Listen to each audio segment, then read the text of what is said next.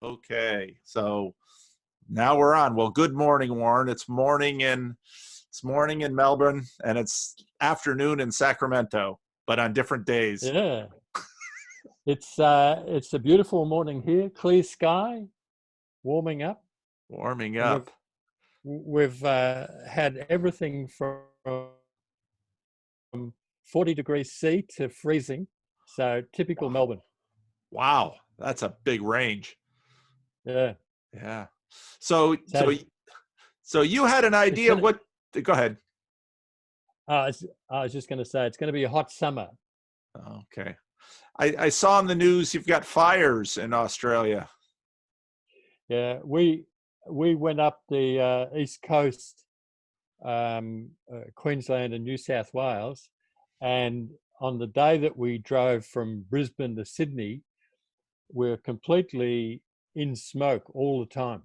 Wow. So Wow. it's a bit of a worry. So that's a result of drought in New South Wales in particular, but Queensland. That again. I'm going to pause the recording. All right. So you had a list of questions you wanted to ask me for this conversation. Yeah, I've met some people recently, and in particular, a guy at church last Sunday who's one of your fans, and he's much more interested in you than he is in Peterson and the other intellectual dark web participants. Okay. and so I said, well, yeah, so am I. And I've just written some questions to ask Paul when I speak to him this week. So yeah, not in any particular order, but the first one is, how do you think that your experience with Peterson and your role in the intellectual dark web has changed you? That's a really good question. I'm usually the one asking the questions, so it's a lot easier because you don't have to think about the answers too much. Right. I remember two of the times that I've shaken Jordan Peterson's hands at one of these little after meeting things. I thanked him because the last 2 years have been one of the most fruitful learning episodes of my life. I have simply learned so much, not just from Peterson, but from all of the different people that I've spoken with.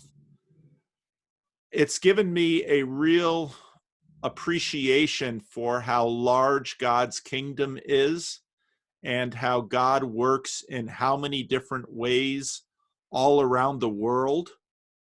I had always had an appreciation for the breadth of God's work, but now that I'm talking to people from Australia or the UK or Canada or all different parts of the United States, people who are, looking at, Orthodox churches, or even many who don't by any means identify as themselves as Christians or are working on all sorts of other stuff. I just have a much bigger sense of the work that God is doing to build his kingdom and to gather people to himself. Yeah, it's fascinating. I guess my experience is the same as that too. So where do you think this is leading you?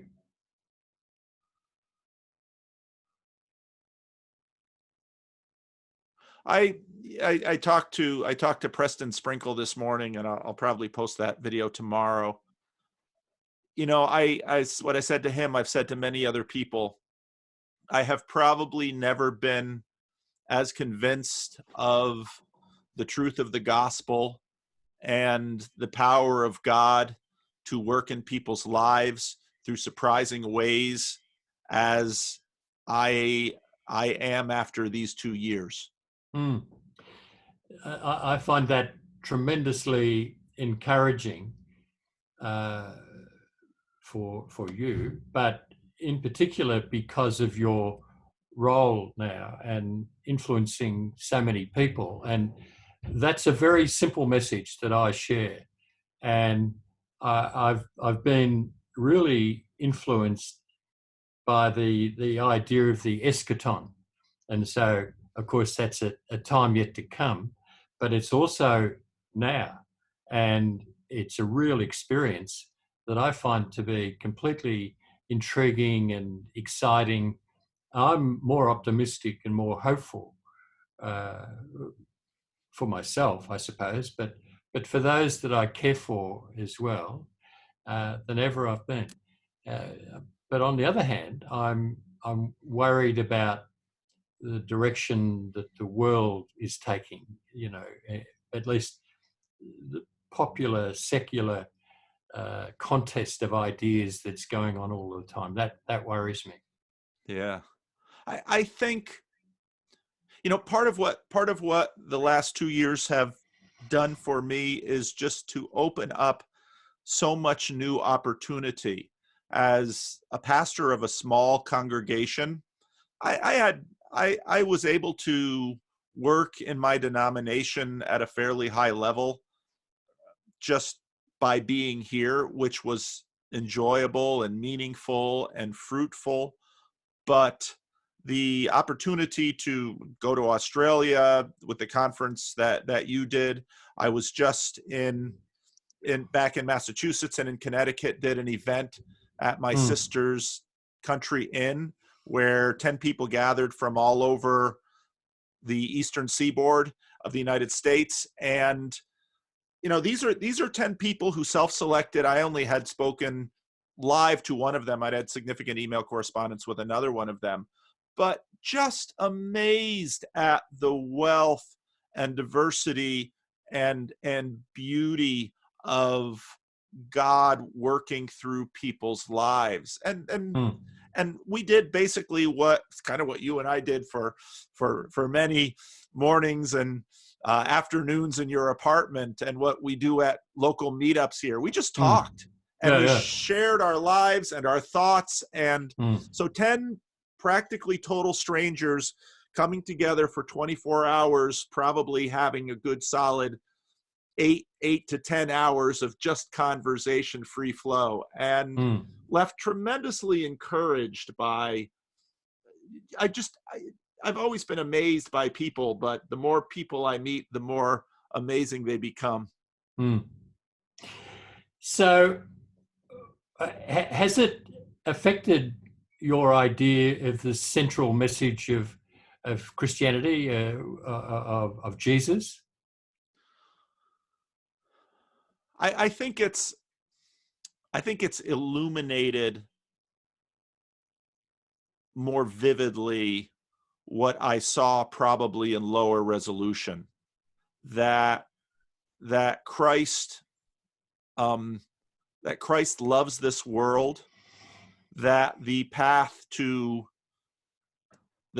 renewal goes through the cross, that little people matter to God. We part of what has happened, began with newspapers, then radio, then television, now the internet. It's just exploded, where more and more people have status and visibility and all of those things. Again, to sit down in a room with people who, if I rattled off their 10 names, which I could do right now, almost no one here would know who they are. But the work that God has done in each of their lives and hearts, all in special little ways, and not everyone who gathered was a Christian, but that work, I can see what's, I can see that God is doing some things. But we in this world always imagine that God's work looks like success in a corporation, or a fun time on a vacation. But God's work so often happens in the kinds of things any reasonable person would flee from but can't, and so Yeah. then are forced to actually dig in and take a good look at themselves and realize how much they need to change or work on a marriage or lovingly, faithfully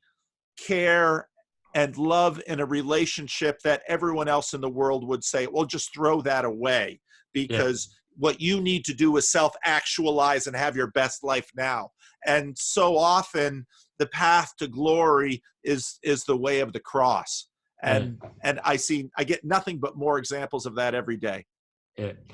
I think that's the big lesson that I've learned, which it's easy to get confused with your idea of success by, as you say, the idea of, rich and famous and achieving your personal goals and all of that sort of stuff.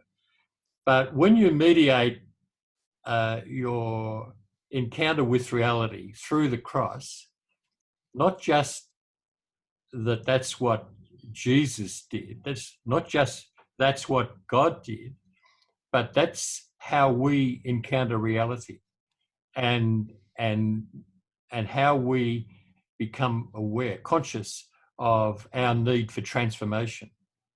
Well, Which go ahead. well, I was going to say, which then is both it's both grace, God's provision of a gift, but it's also what we do consciously. And so I think the idea of that being a symbiotic relationship, an interactive relationship, is fundamental. Well, and your book, how good is the I forget the title wrong. How good the Golden Rule? I know, but before your book, I had always thought of the Golden Rule as, well, here's the standard by which we are judged sort of third personally. And, oh, okay, that's another one of these laws or rules that we should live up to, we should aspire to fulfill. But I think through your book, you nicely showed how this rule is actually something, it's something we need to work ourselves, not to necessarily reach God's standard, but in fact, it's a tool of sanctification by which we actually learn to love. That's right.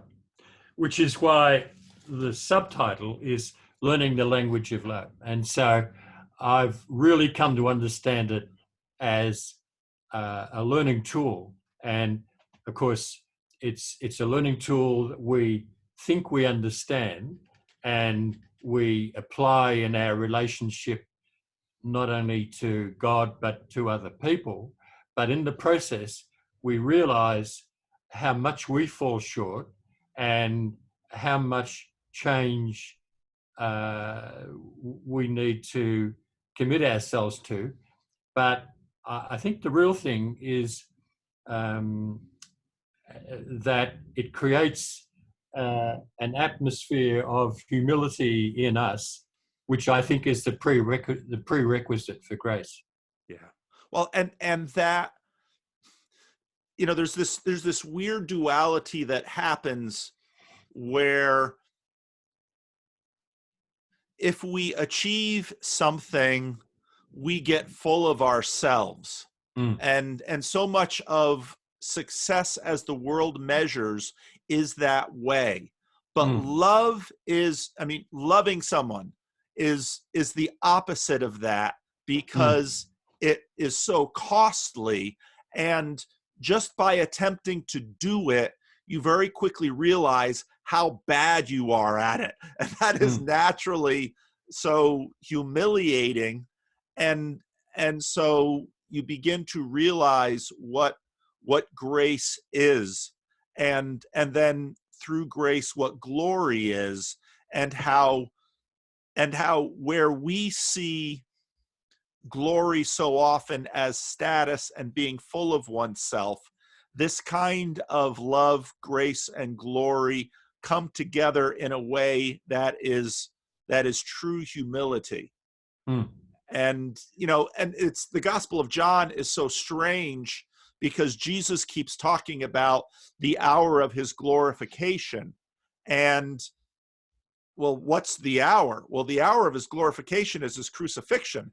And again, if you look at someone like Tom Holland's book, Dominion, which I think is offering modern readers a refresher course on the historical context of the cross. No one in the ancient world, in fact, according to Tom Holland, it took hundreds of years even for Christians to sort of figure this out, that because the cross was the absolute opposite of glory. But yet Paul gets an inkling of it and writes about it, and John writes about it, but that is the way of love. Incredible. I'm not sure if I mentioned the other book that I read recently, which is, can you see that? Yeah, the Sermon on the Mount, Human Flourishing. I can't see the author. It's Jonathan Pennington. And it's a great book. A lady at church gave it to me. And it's a tremendous insight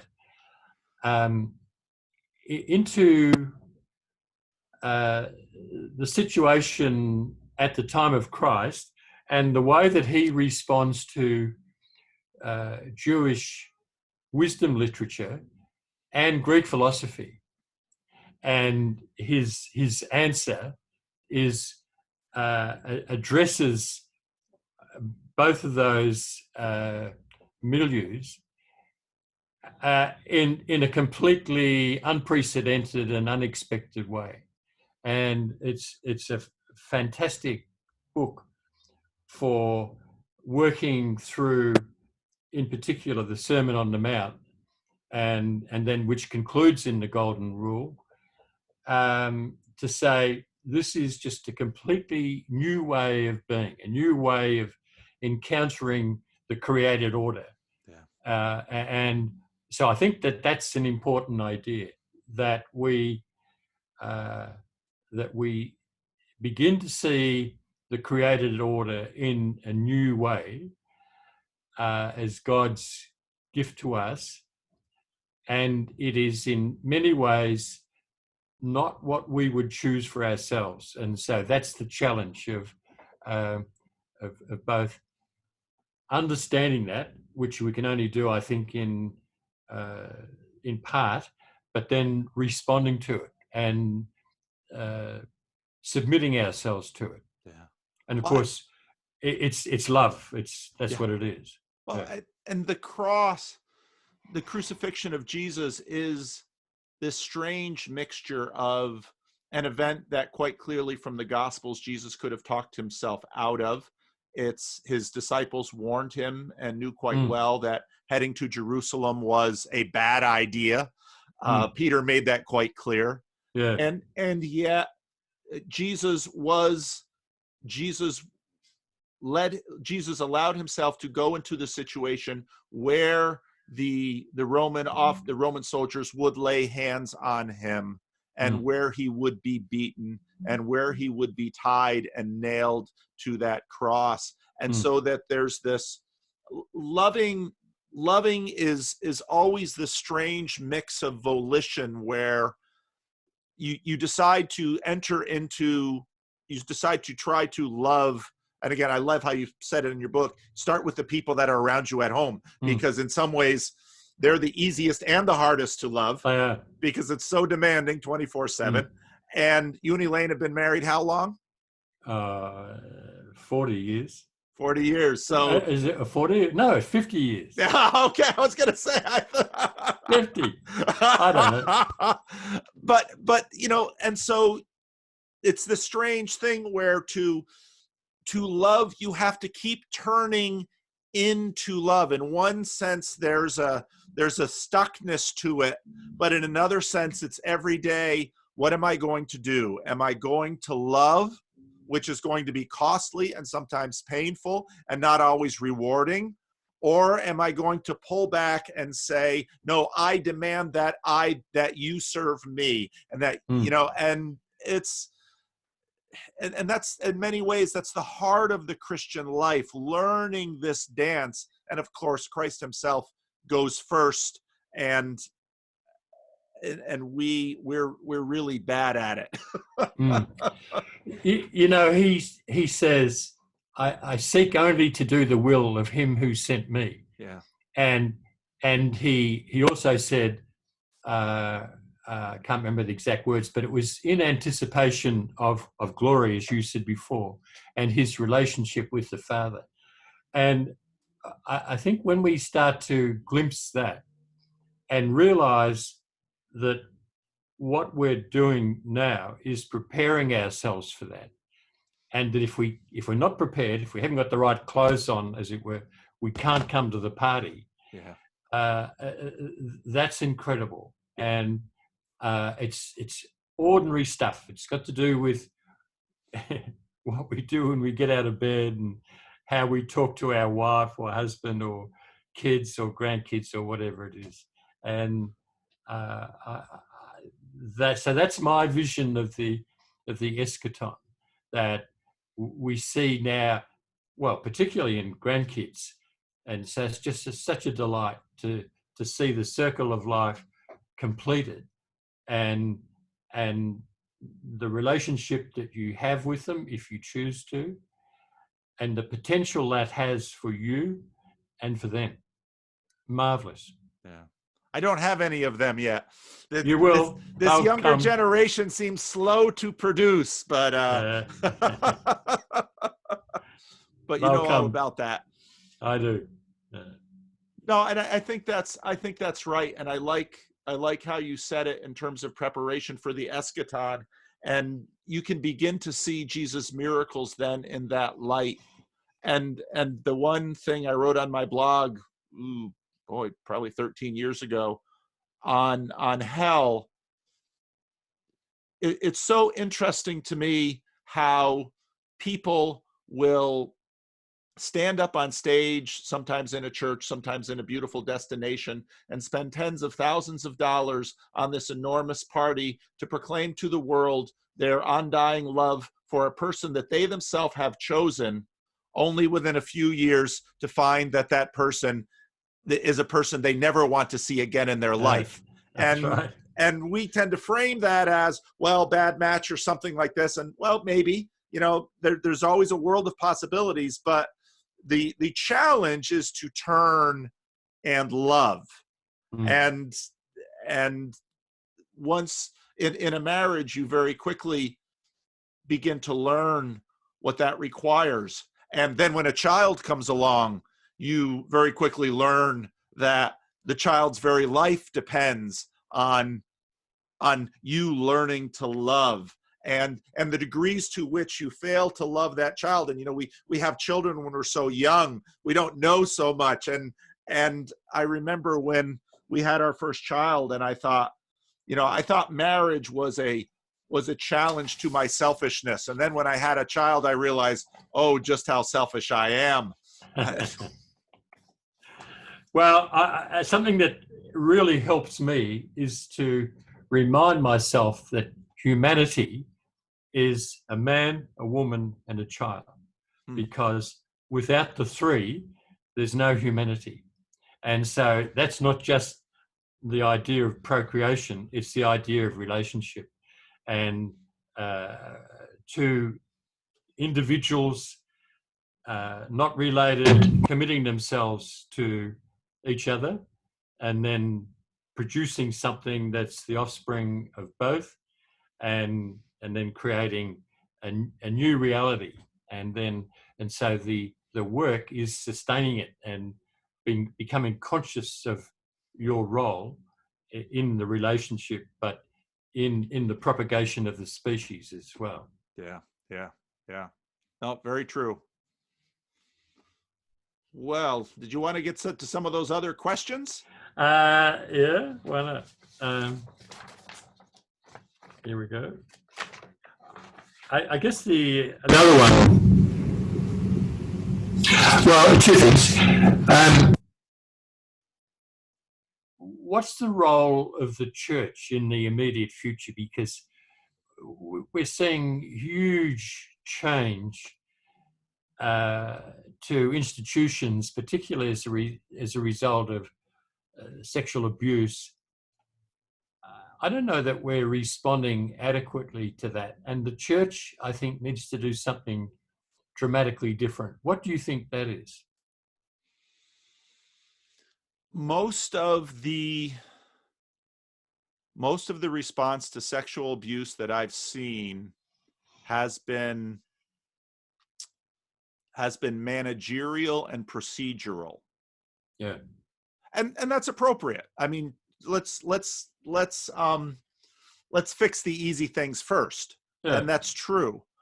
But there's a reason. I mean, the most high profile cases have obviously been in the Roman Catholic Church. And I think by virtue of their ecclesiology, where in many ways in a Roman Catholic ecclesiology, the institution itself is so foundational to the church, unlike, say, Yeah. Protestantism that tries to sort of shift it onto the book. Yeah. But that's why the Roman Catholic priest scandals have been so devastating to the witness of the church, because the priests in themselves are to embody Christ in a very special way, whereas in Protestantism, with the priesthood of all believers, it's a little bit more diffused. And so sort of in that two-speed Roman Catholic system, priests play that role. So what does it mean that these situations of abuse have gone on? It's, the Protestant Reformation began to a great degree because of corruption of the priesthood. And that corruption was well known, and it went all the way to the top. You look at some of the medieval popes, and so in many ways, a strange blessing of the Protestant Reformation for the Roman Catholic Church was that it had to clean up its act in many ways, and it did. Now, these things take long periods of time. When we look back in history, the Luther might have been the flashpoint for the Protestant Reformation, but the issues that Luther basically ignited, like the dry woods of California or Australia, had been laying around for centuries. And so I think the challenges that we're seeing in the church now likewise indicate far more fundamental issues that need to be addressed. And I don't want to, two Protestants, well, you're Anglican, so you're kind of halfway in between, but two Protestants complaining about the Roman Catholic Church is not how I want to spend a video, because there's plenty of that all throughout the church. And part of what caught my attention about the Jordan Peterson moment was he was doing something in an extraordinary way, seemingly unintentionally, that the church was failing to do. And so whereas, obviously there's no real strong connection between Roman Catholic priest scandals and Jordan Peterson, they both expose corruption and weakness in the church that the church needs to take a long, hard look at. And just as we talked about in the love conversation, that look won't be easy, and it will be very uncomfortable, because how have we taken this power, which is so clearly evident in Christ and in the very messy early church, how have we turned this wine into water? And what will be God's judgment on us for being such poor witnesses of the one that we call master. Mm. Yeah, that's very, very challenging because I really don't know how the church should respond. I really like Bishop Robert Barron, and he's a tremendously effective apologist and historian and an evangelist. But he's really inviting people to the church, and that worries me because he's inviting them to the institution, as you say. I think we need to invite people to Christ, and more specifically to the cross, and begin more to explain what that is, not just intellectually. And I'm interested in the Kanye West phenomenon that's emerging, and the influence that he's having on Joel Austin, for instance, and where all of that's going, I've got no idea. Yeah. But it's intriguing, and I'm expecting something, hoping something will happen that's completely different to what we've experienced in the past. And I hope for myself that we're ready, that we see it coming, and that we can, we can put our sails up to catch the wind of the Spirit.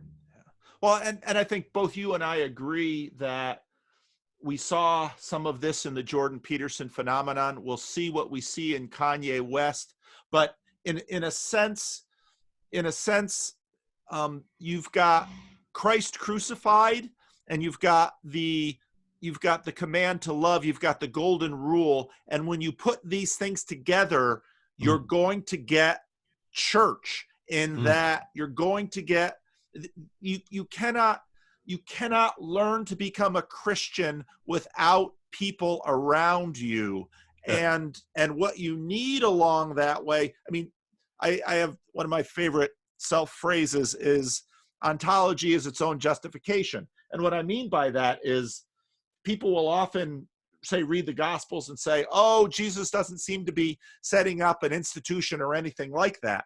But if you think through what he does and what he commands, you won't help but set up people gathering together to remind themselves and reinforce. And, and then, in very Protestant fashion, the two of the things he tells us to do are baptize and eat this body and drink this blood.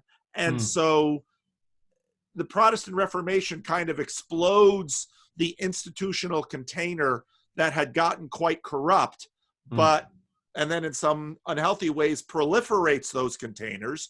Yet what I think we saw in Jordan and in Kanye are reminders that the Holy Spirit is always breaking out of the containers we create for the Spirit. Yeah, that's right. And so we need to be light on our feet, don't we? We need to be ready. And I like the analogy of the dance. And we need to be looking for dance partners and ready to join in the waltz. So what advice would you give your audience, whether they're Christian or non-Christian? And so just in terms of personal encouragement, direction, something to do, what would you say to them? Well, I think one of Jordan Peterson's aphorisms is a really good one. Do what is meaningful, not what is expedient. That's whereas I have issues with, I think, Jordan's kind of conceptualization that meaning can be sort of an internal compass within a secularized iron box. Meaning isn't a bad compass, generally speaking, with respect to do something meaningful. I think have a, we used to talk about this in church planting, have a bias towards action. a lot of us will tend to sit back and we'll build castles, not even in the air, just in our heads. And we'll go out and do something, try something. And now that's dangerous, because there's certain personality people that they just do and never think.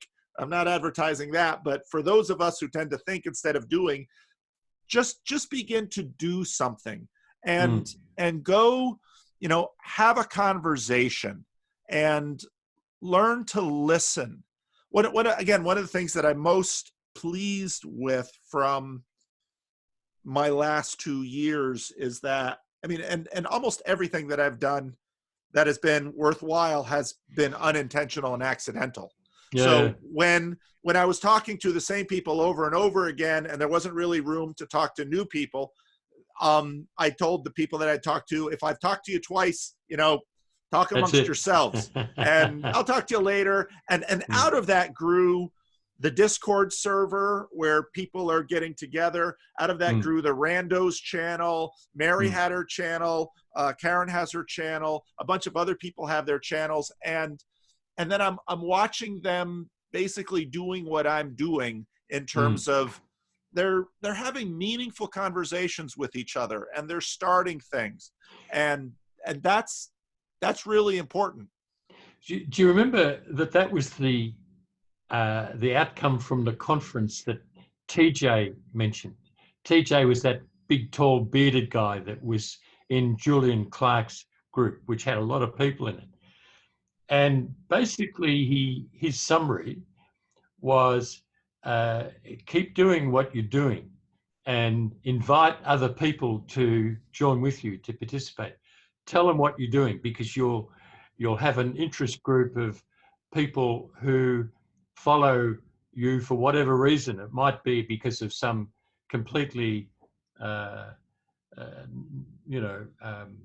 irrelevant activity in terms of faith, but if you invite people in to your interest group, then you have an opportunity to explain the whole thing about purpose and meaning.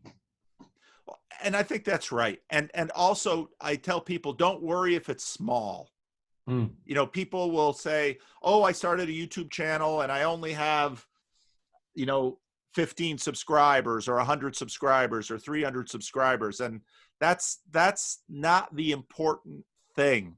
And again, that gets back to love, in terms of keep working on doing, keep trying to do better what you're trying to do.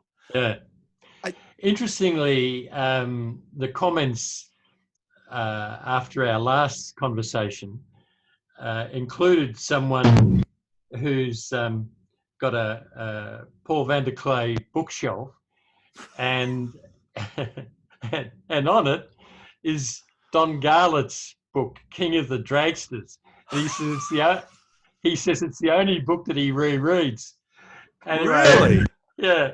And there's been a couple of comments like that that have come out of our conversation relative to Don Garlits that have inspired me now to revise my earlier book about him, and to emphasize his uniqueness and the fact that he has somehow combined being a drag racer with an advocate of the gospel. And so it's just a completely ironic story, and he's enigmatic. And so I'm thinking that I'll change the title to The Enigmatic Man. Big Daddy Don Garlits.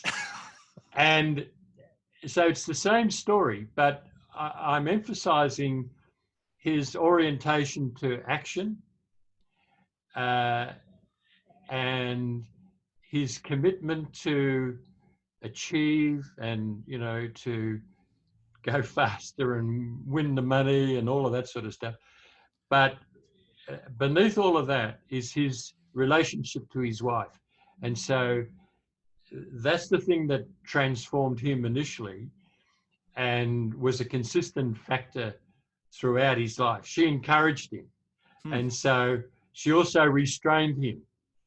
And there's lots of aspects of his story about the way in which the relationship between he and his wife led him to greater heights as a drag racer, but also led him into a relationship with God. And that's the story that I'm wanting to emphasize with the revision that I'm doing now. That's interesting. Well, it's certainly not unusual that, again, it's a relationship of love. It's a relationship of commitment. One of the things that I was thinking when you were talking, in the Bible, so often there's basically the phrase where when God anoints someone or authorizes someone, and then the command is something like, and go and do what your hand finds fit, something of that nature. And that's straight out of Ecclesiastes. To find satisfaction in your food and drink, and do what your hand leads you to do. And I think, so often when I talk to people they're discouraged, they're struggling, but often I find when they tell their stories that they're working on the right stuff. They're working on what they need to be working on. And so I think often people do need more encouragers that can say, it's hard, but don't quit early. Keep at it. And in time, it may be blessed. And by blessed, I don't necessarily mean, you're going to make a lot of money or you're going to get famous or a lot of people will see. One of the Os Guinness, I only own one book of his. Now I own two. I ordered one that you mentioned before, but I haven't looked at it yet. One of the books that he wrote was An Audience of One. And that is such a powerful, I do a lot of thinking about, the personhood of God and the relationality that we have, our relationship with God. So often in this world, I'll hear, especially in the West, where we have gone from a rather duty-oriented culture to a culture of enjoyment and escape. And people look at their job, maybe or not, whether or not they see it in terms of vocation, and they say, I'm doing all of this work and I don't get paid enough and I don't enjoy it enough. So therefore I should quit and do something that I find enjoyable. It's like, well, maybe, but there's the other side of this. And again, I think Christianity affords this vision where we, in fact, toil quietly in unseen places before an audience of one. And this idea that, well, I've got to get all my enjoyment in before I die at age 70 or 80 or 90 or whatever. Whereas, no, we can pour our lives out in love towards one another, because we don't only live during this age. And that is so enormously liberating, especially when you work through to the dynamic, when you begin to realize that long, to again quote Eugene Peterson, that long discipline in the same direction eventually also brings joy and glory and satisfaction in ways that a very surfacey world usually never works hard enough to find at the depths. That's interesting, and it leads me to observe my rereading Walter Wink and his couple of books. Put them aside. It's really about our encounter with the spirit world, and he quotes Alfred North Whitehead very significantly, I think. And so, and what he's talking about, both of them are talking about, is the inward journey and that's our encounter with God, and it's looking into he calls it the interiority of our being, to see what's there measured against our relationship with God, and that sense of encounter and accountability. And then the external journey, which is our relationship with others. And I think, in fact, I've finished reading Walter Wink and Alfred North Whitehead, because they both trend toward can't get the name of the word now, a diffuse sort of concept of God. You know, that God is everything in everything. Or more pantheistic. Pantheistic, that's right. And I think that's exactly wrong. I think God is personal. And so that's what it means to be created in the image of God. And that's why we need to respond to him. So as I say those words, the Ten Commandments become significant, that we should have only one God, and that we need to not have graven images and not have any confusion that might become an idol in terms of our concept of God. And so it's this idea of the inward journey, which is spiritual, and the outward journey, which is relational, and they happen simultaneously, but it's inward first and then it's outward. And it's another concept that's been reinforced in my thinking is first the natural, then the spiritual. And so our first action, our first movement is very much got to do with instinctive drives and what we would want for ourselves just as an ordinary human being, but treating ourselves treating ourselves as being valuable, not just to ourselves, but to God and to others. And so therefore, trying to understand what the highest good is that we should pursue. And so then that leads us into this ongoing, very dynamic, symbiotic relationship of inward and outward movement. And in that process, if we seek God, we'll find him. And we'll find him in all sorts of places, but he'll always have the same sorts of characteristics. And I'm very much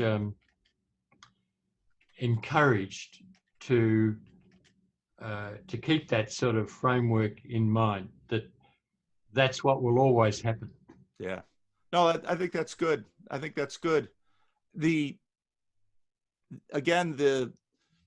Part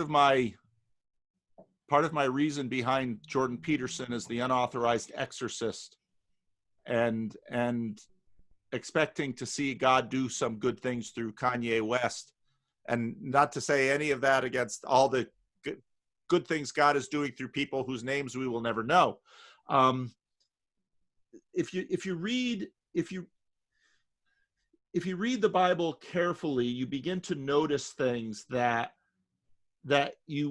might surprise you, because we always there are all these things that we have so much difficulty putting together, and so that Israel is God's chosen people. He's the God of Israel. And so that seems extremely tribal. And then, well, here you have Melchizedek, and you're like, where does this guy come from? And Abraham tithes to Melchizedek, and he gets pulled up again in the book of Hebrews. And you would say, now wait a minute, he's not part of that. Oh, well, yeah, no, God gets to God is free to do what he wants. Yeah, And so absolutely. every time, we try to encase God in a structure, Yeah. he's like, he just kind of looks at our structure and kind of laughs, but and might indulge us by, well, like he's like the Gospels tell, he will come and live with us. He will make his home with us, but Mm. we will never, in a sense, well, we are the bride of Christ, but he does what he wants, and he's Mm. committed to us, Mm. but he plays in 10,000 places. So Yeah, and overlaid on that is that we are sons and daughters of the Most High, co-heirs with Christ, and he wants us to engage in the process of creation with him. And so I think that there's tremendous latitude within that, allowing for us, with all of our faults, to begin what really is just a complete delight. And I think we see that manifest in the diversity of animal and plant life. It's just delightful and entertaining and funny to see what God's done, and there's more of that in store. And he's saying, "Come on, do your best." yeah, I so agree. And again, part of why I said this whole journey has done nothing but strengthen my faith is that I now look at, because I have many more conversations with atheists than I was having before, at least new atheists. And I think when I see the vision of the age to come that we are given in the scriptures, and of, right now, in many ways, we are so limited. We are limited by our sinful nature. We are limited by our unwillingness to love, and by how badly we love one another. We are limited by the short span of our lives. When we think about the age to come, and, just recently I watched the Joe Rogan, Richard Dawkins conversation, and Richard Dawkins says, well, this whole idea of living forever, well, I think that would be terribly boring. And I think, well, that probably says a lot about you, Yeah. because when I think about what exactly we are promised, and when I think about, you and I are having this conversation, you've turned 70 and I'm in my mid 50s. We have very limited time to talk in this world, and we're separated by the big Pacific Ocean and all of that. But when I think about life in the new heavens and the new earth, in no longer being bound by sin as we are, and in being able to pursue all of the amazing things that we have the beginnings of in this world, and we'll have the time, and we'll have the relationships with, I mean, think about how many others whose names we've never known, and the ones whose names we've known. And you think about this, it's, very quickly you can see why the Apostle Paul talks about death. Yeah.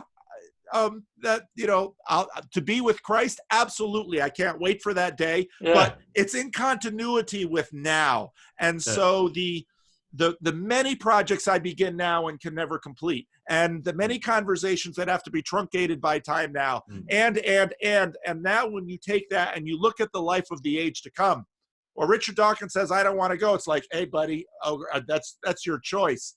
But me, I'm right there with when we've been there 10,000 years, bright shining as the sun, and singing God's praise is not just what we experience in worship now, but it's working praise to God in all of the ways that we were made to, right there built into the Genesis 2 story, where we're taking this world that God has just infused and is replete with potential glory, and bringing that glory out of it. And we have all of eternity to do this. How can you not want this? You know, it's far better than the best dreams we imagine for, oh, I'll win the lottery. Oh, I'll get to retire early. Oh, I'll get to, those are such small things, and they're so short on meaning. So I'm right there with you. Yeah. Yeah. And that's what I experienced to a very small degree in making things with my hands and writing. And I guess you have the same experience when you do something that's genuinely creative and encouraging of other people. You get a glimpse into the possibility when we're no longer limited by sin, as you say, and time and space. And I fully expect to be given an assignment in the far reaches of the cosmos. I've got no idea what that means, but it's glorious. Absolutely. Yeah. And then so to say, so then when I meet people who don't believe any of this, and they're like, I'm like, okay, but what do you got? You know, really, what do you got that compares to this? And okay, maybe I'm wrong. Maybe I'm delusional, but my delusion actually leads me to sacrifice my life and pour it out for others in a sacrificial way. And your imagined lack of delusion leads you into selfishness, which doesn't bless this world, and you have no imagination for the next. So which life now do you want to live? I'll take mine. No question about it. Yeah, I agree completely. All right, well, that's exhausted my questions, Paul. And we haven't talked much about the book, but it's, I guess a lot of the things that we've discussed this morning are what the book's about, particularly the relational thing and the inward and outward movement, and then that eventual fusing with God and Christ in us, the hope of glory. Yeah, that's a real experience, yeah. and something to look forward to, because that's the promise that's already started to happen, and we'll see its completion. Yeah, and we begin to taste it now. And what's so beautiful about that, if you just taste the thing itself, you know, that's wonderful and that's glorious. But if you taste the thing itself and you have the promise and idea and hope, and, you know, real thick hope that what I've just got now is a taste, and what I will have then is to live within that taste. It's a rush. It's a high. It's a tremendous thing that, in fact, we can experience now and doesn't end. And, you know, again, the Christian life, to me, I encourage people to pursue it. If I'm a Christian minister, of course I do. But even if I wasn't a Christian minister, I would encourage people to pursue it, because I think it is the best life. It blesses this world and gives us joy, and can give us joy even in the midst of suffering, and can give us motivation to do the kind of costly love that you write about in your book. So you and I will have more conversations, and we can dig into some chapters of your book and some of those. But but this was good. So anything else for today, or? No, that's it. I just was so intrigued by the discussion and the comments after our last discussion, and a couple of guys in Australia, in New South Wales, that have said, let's get together and have a coffee, and so I'm looking forward to that. It's probably going to be next year before it happens, but it's just opening the door and seeing other people thinking the same thoughts and hoping the same hopes, and just fascinating to see where it all leads, Paul. Yeah. I just this week on Monday, I have to send him the video to see if he wants to publish it. But George Pryor, who came to the conference, got a slot, and so talked to him. So that little, you embody, you embody so much of what we talk about. You have lived a lot of this. To me, you are someone who has a bias towards action. You thought, I'm going to do a Jordan Peterson conference, and you did it. And I'm going to build a race car, and you did it. And I'm going to write a book, and you did it. And so I think in many ways, especially for younger men and women, you can serve as a role model to say, yeah, you know what? And and in our other conversation where we got into your life a little bit more, you also know what it is to go after something and fail. But those are sometimes the most important and the richest things that we learn from. So. Yeah, I think in summary, it's to see there's a through line, and it's up and down, but it's leading us to become conscious of what I called before the created order, the way things are, the way they should be, the things for which we're designed. And when we discover it, we resonate and we respond.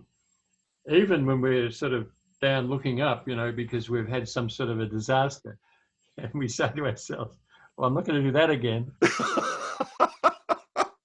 But making progress the whole time. And so I would want to encourage people to look for the through line, the sort of the theme in their life that makes sense and draws them in. And there's a couple of other characteristics.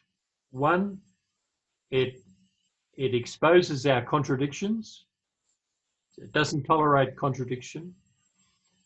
And the other thing is that it leads us toward the characteristics of God, his compassion, his justice, and his mercy, and the way that they combine in us to make us into what we're supposed to be as his creatures. Yeah. Well said. It's a good note to end on. I've lost sound, Paul. I can't hear you. You can't hear me? I can now. Okay. It's that same message about the internet connection being unstable. Yeah. I think it's giving us a little note to close on, I think. Time to land the plane. All right. Thank you, Warren. We'll talk again. Thanks. Bye-bye. Bye. Bye-bye.